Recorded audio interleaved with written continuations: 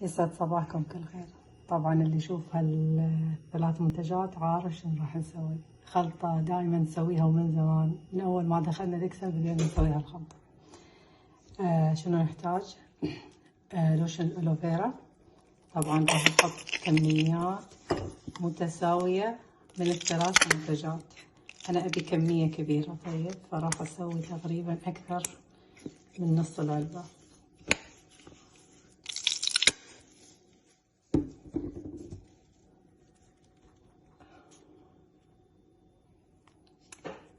ثلاث مكونات فقط، اللي هو لوشن الألوفيرا وبودرة الترك وكريم الشاي بكميات متساوية. اللي تبي تغلل كريم الشاي تغلل، هي أنا أستعملها أصلا للجسم. إذا أبي أسوي عناية مكثفة، إذا عندي مناسبة أي شيء، أنا أستعملها لجسمي فقط، أنا ما أستعملها لوجهي.